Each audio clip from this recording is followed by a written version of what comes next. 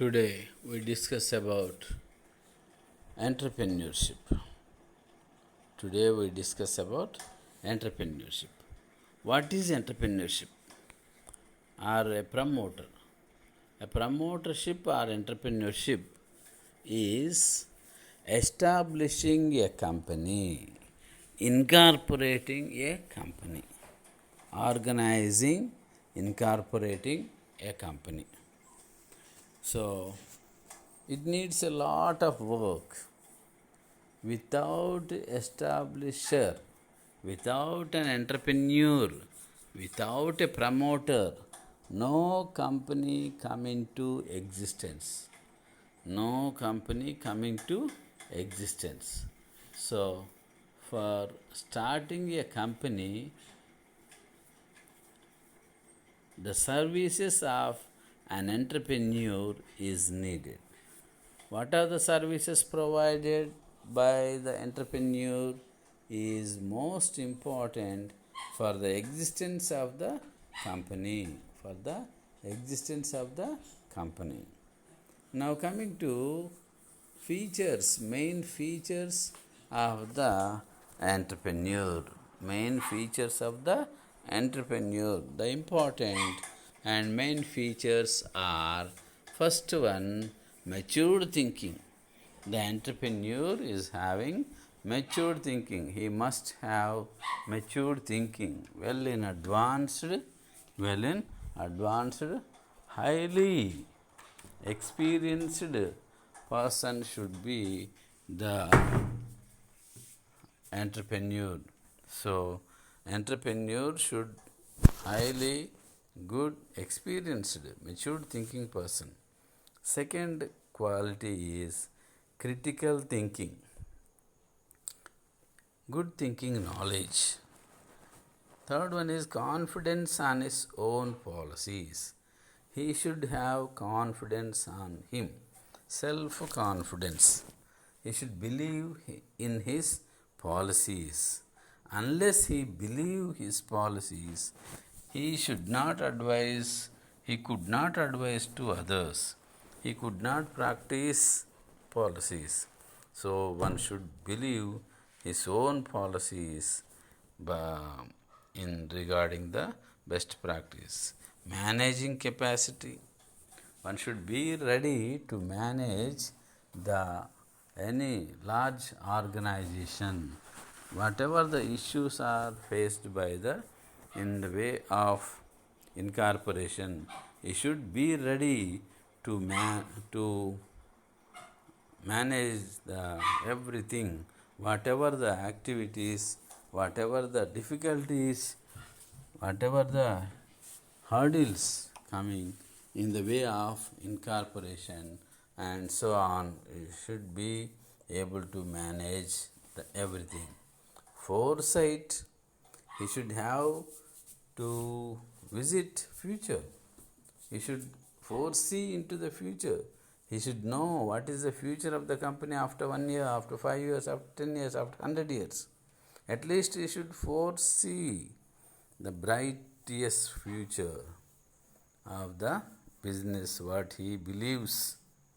Next, risk-bearingness. He should bear risk.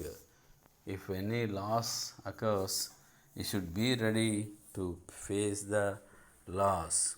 He should be ready to face the risk if the business is not started due to unknown reason. So, who should bear the risk? And continuously courageous. He should be courageous person. He should have enough courage to tackle all the things, to all the problems faced, all the good things or bad things, whatever it may be. Next, economically sound. For everything money is needed.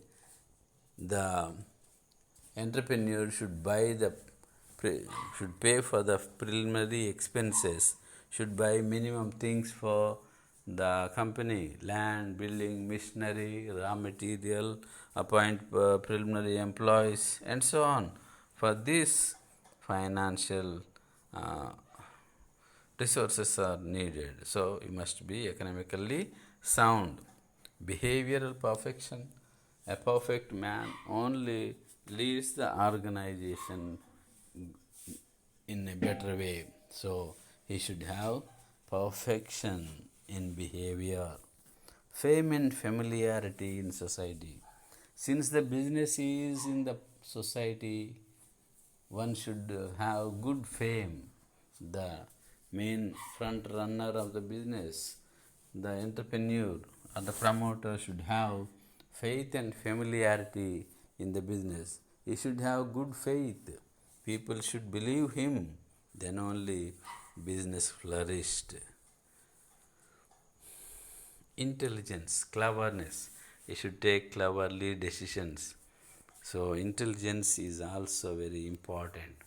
Coordination, coordinating all the departments, all activities of the organization, all activities of the society, all the production, non-production, marketing, raw material, economical, finance, and so on, political. All activities should be coordinated by the entrepreneurs. So, all in one type of uh, characteristics should be present in the entrepreneur or the promoter.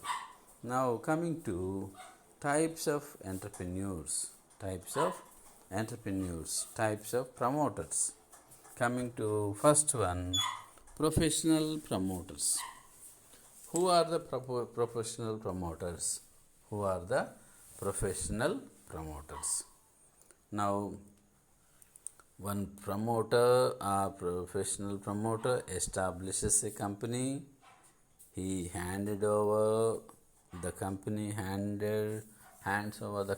to the directors, and he quit by taking some honorarium, by taking some remuneration from the company, and he goes out and establish another company. So his main profession is establishing the companies. He incorporates the company, runs, starts, and hand over to the original owners, directors, and he goes out of the company and he again start a new company. His main profession is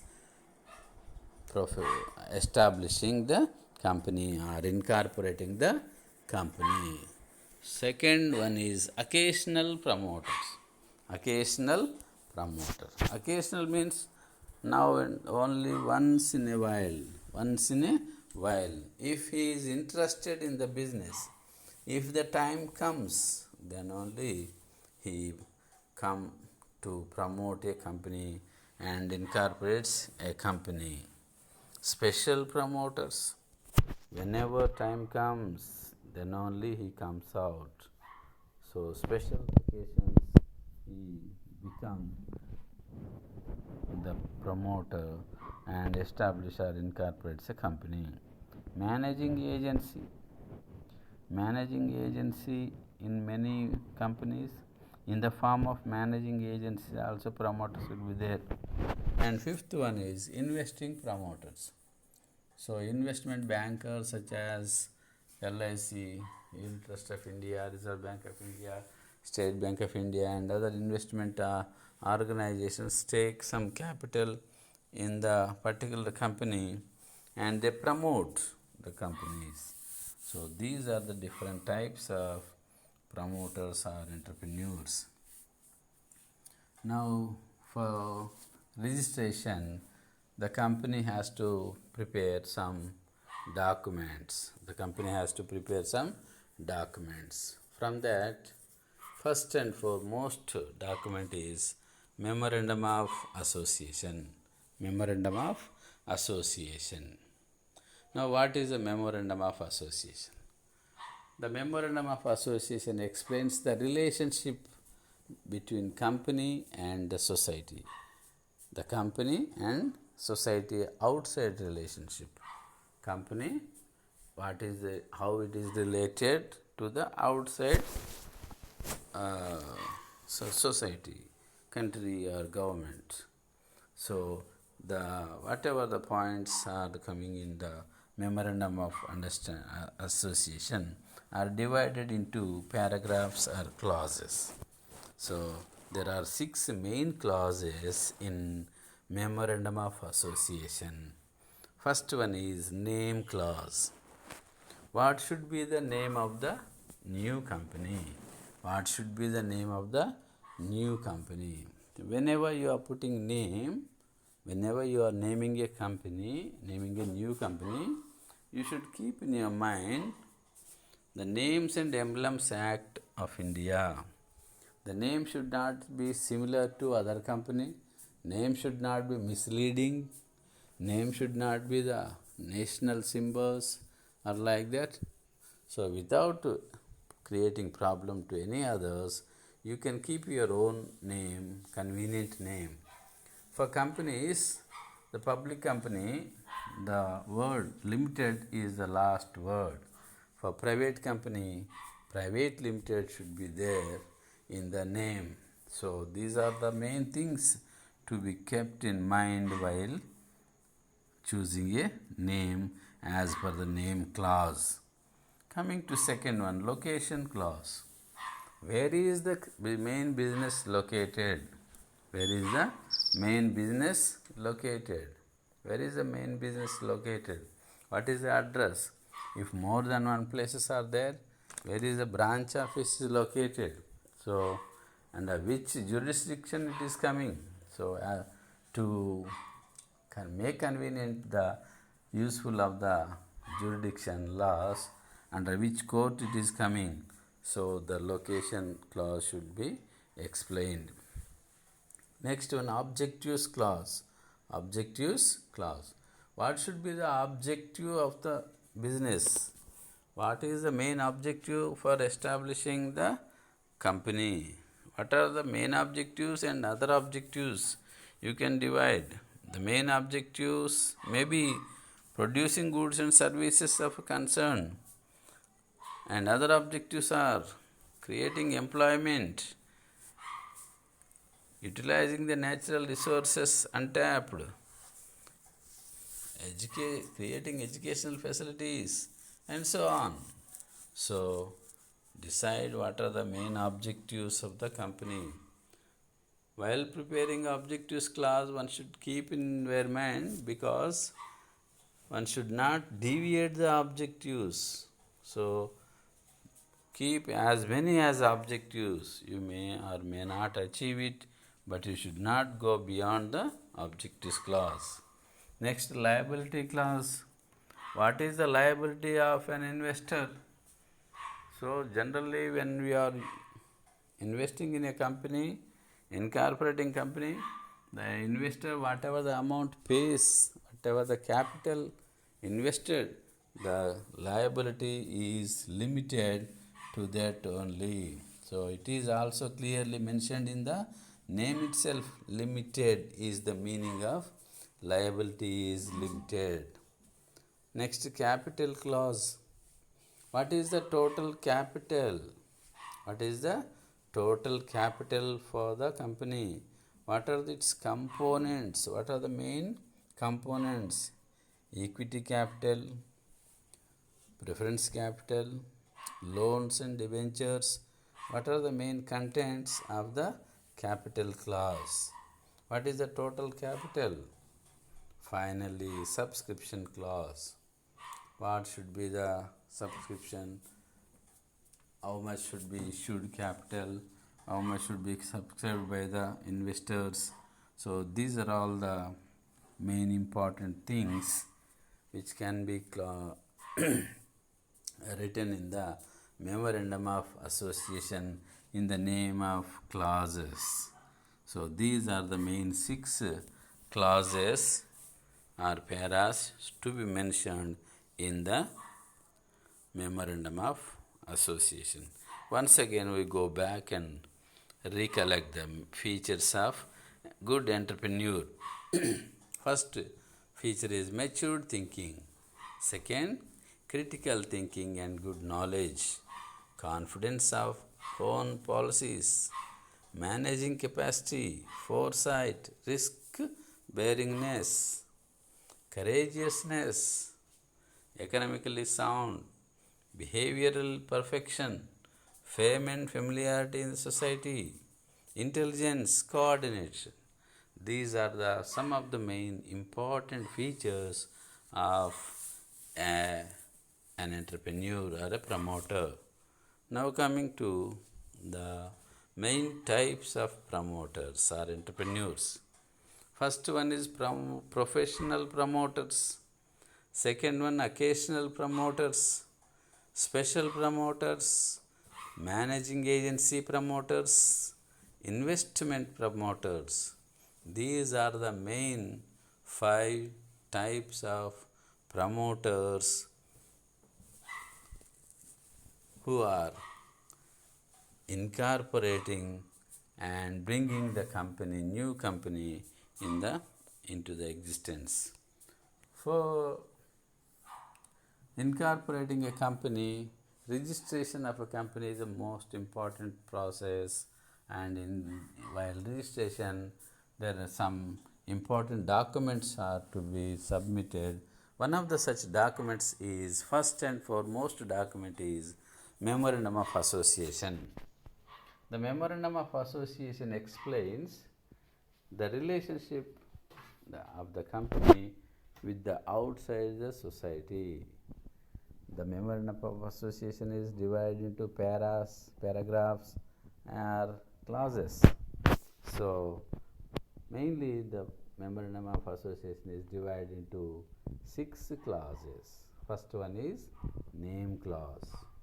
Second one is location clause. Third one is objectives clause. Fourth one, liability clause, capital clause, lastly subscription clause. All these clauses are explained. The most important clause is objectives clause. You can keep as many as objectives. You better consult an expert while preparing Memorandum of Association. Without the advice of an expert, one should not prepare the Memorandum of Association, because now and then it should not be altered. It is not so easy to change the objectives of the company. So, while writing the Memorandum of Association, you should write as many as objectives possible. So, you have to think more and more regarding the objectives, and whatever the objective you want to achieve can be mentioned in the objectives clause. Without mentioning objectives clause, you should not do the things. So, it becomes ultra vires. So, whatever you want to do in future, it should be mentioned in the objectives clause. You may not achieve it, but it should be there in the objectives clause, so that in future you can do that objective whenever you are eligible, whenever you are intended to. But it should be available, because without mentioning in the objectives clause, you cannot go for it. So, objectives clause is most important clause. You cannot change this clause easily. So, this is the most important objectives clause. So, with this I conclude. Thank you for listening. Thank you.